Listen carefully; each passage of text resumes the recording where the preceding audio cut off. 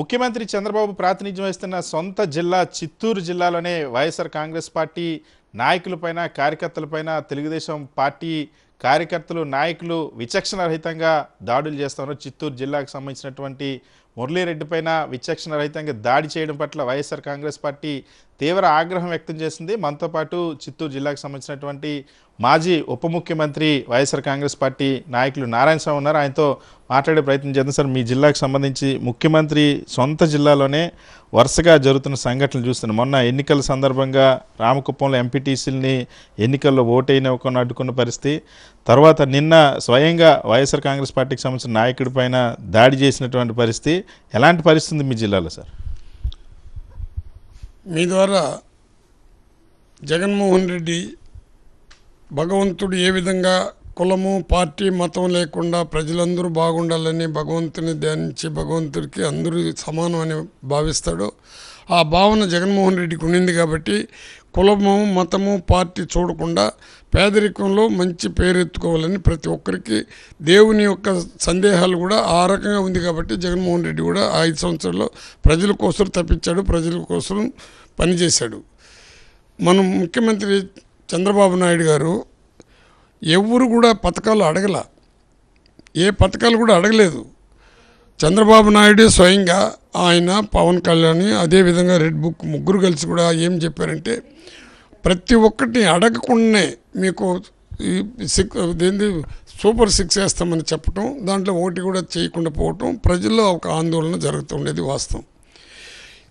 ఎప్పుడైతే చంద్రబాబు నాయుడు ఇంతకుముందు 3 పర్యాయాలు ముఖ్యమంత్రి ఉన్నప్పుడు కూడా ఇంత దేశం పగ ఎక్కడ మేము చూడలేదు. ఎందుకంటే నేను కూడా ఆయనకి సమకాలికుడు కాబట్టి నేను నిజం చెప్తున్నాను. మన గంగాధర నెల్లూరుకు వచ్చినప్పుడు నా పార్టీ అంటే వైఎస్ఆర్ పార్టీకి సంబంధించిన వాళ్ళు ఎవరిని కూడా డైరెక్ట్ కానీ ఇండైరెక్ట్ కానీ పనులు చేయొద్దని చెప్పినప్పుడు అక్కడుండే కలెక్టర్లు కానీ అక్కడుండే ఎస్పీలు కానీ కింద ఉండే వాళ్ళు కూడా ఎవరు ఫోన్లు చేస్తే కూడా తీయకుండా ఏది జరిగినా కానీ పనులు జరగటంలా.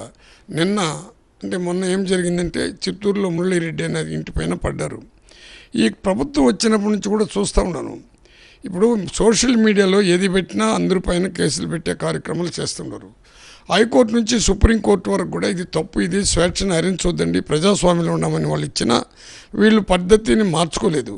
ఆ మురళీరెడ్డి ఏం చేసినాడు, ఏమి తప్పు చేసినాడు, అది దానిపైన ఎంక్వైరీ పెట్టి ఏదైనా నిజంగా పొరపాట్లు చేసి ఉంటే యాక్షన్ తీసుకుంటే నేను కూడా ఏం మాట్లాడినాను. అన్యాయంగా పోయి బిడ్డలు వాళ్ళందరూ కొట్టేదే కాకుండా అక్కడ ఇన్ఛార్జిగా మనం ఎమ్మెల్యేగా కంటెస్ట్ చేసిన మన విజయానంద రెడ్డి గారు అందరూ కలిసి ఆ రాత్రుల్లో జరిగిన దానికి అందరూ కలిసి అక్కడ పెద్ద ధర్నాలు చేశారు. నిన్న కరుణాకర్ రెడ్డి గారు కూడా వచ్చి గట్టిగా ప్రొటెక్ట్ చేశారు. మేము అడిగేది ఏమంటే అక్కడ ఎవరైతే దౌర్జన్యాలు లేదో సీటీ ఫుటేజ్ ఉంది, దాన్ని ఎంక్వైరీ చేసి నిష్పక్షపాతంగా యాక్షన్ తీసుకుంటే ఈ ప్రభుత్వానికి కూడా మంచి పేరు ఉంటుంది.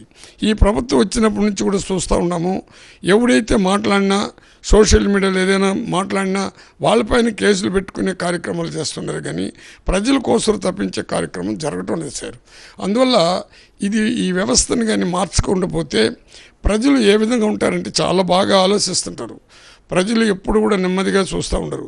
ఆ ప్రభుత్వానికి ఈ ప్రభుత్వానికి ఏమిటి వ్యత్యాసం చూస్తూ ఉంటారు. ఇది ఖచ్చితంగా ఇటువంటి కార్యక్రమాల వల్ల రోజు రోజుకి ప్రజల్లో మన తెలుగుదేశం పైన విపరీతమైన వ్యతిరేక భావాలు వచ్చేది మాత్రం వాస్తవం. దీన్ని తట్టుకొని నిలబడే కార్యక్రమాలు ఖచ్చితంగా తట్టుకోలేరు, నిలబడలేరు అనేది నా అభిప్రాయం.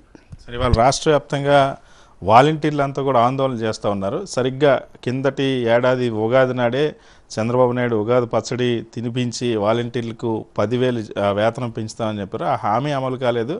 పైగా వాలంటీర్లు కూడా తీసేసినటువంటి పరిస్థితి. ఈ నేపథ్యంలో వాలంటీర్లు కూడా ఆందోళన చేసిన పరిస్థితి. దీని మీద ఏమంటారు?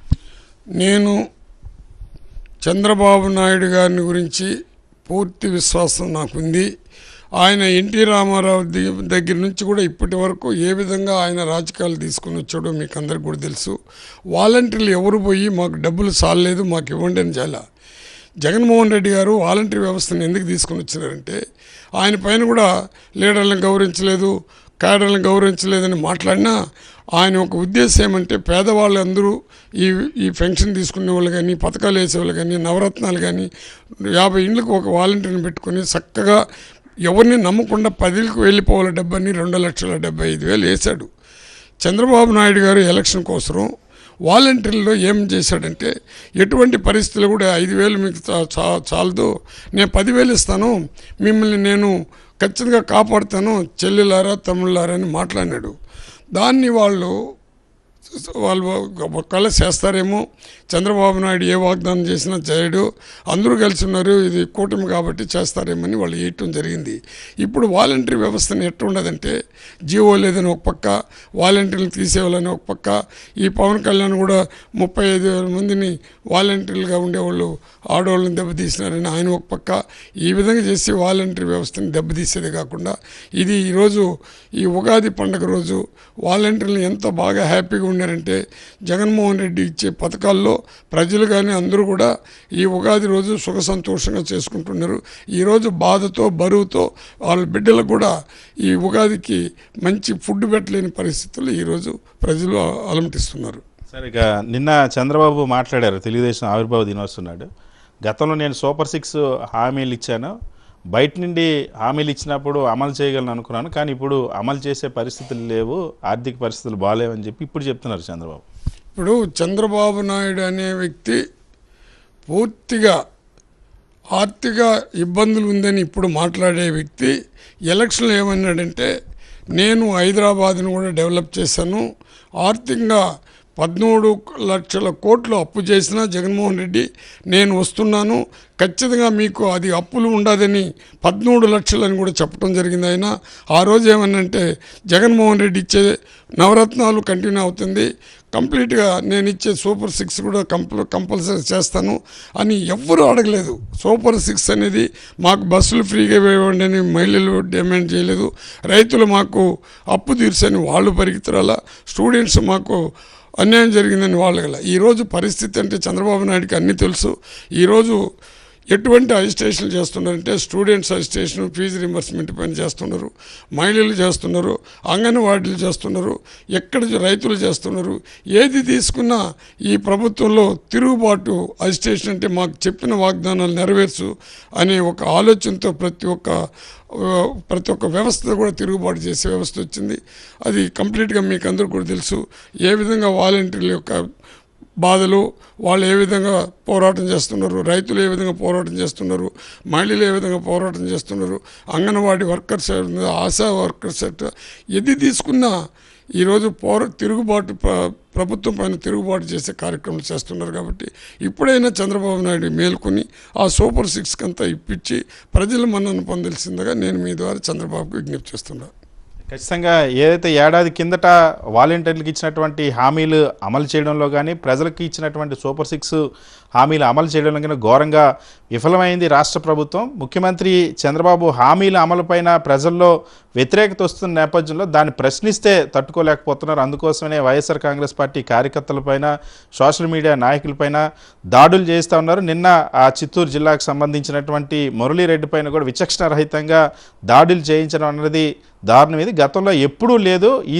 ఈసారి ఇంత దారుణంగా రాష్ట్రంలో శాంతి భద్రతలు, చిత్తూరు జిల్లాలో ముఖ్యంగా ఇటువంటి దాడులు జరుగుతున్నాయి. దీన్ని తక్షణమే నిలిపేయాలి. ముందు ముఖ్యమంత్రి చంద్రబాబు ప్రజలకు ఇచ్చినటువంటి హామీల అమలుపైన దృష్టి పెట్టాలని మాజీ మంత్రి నారాయణ స్వామి చెప్తున్నారు. వీడియన్స్ నరసింహతో సతీష్, సాక్షి టీవీ, విజయవాడ.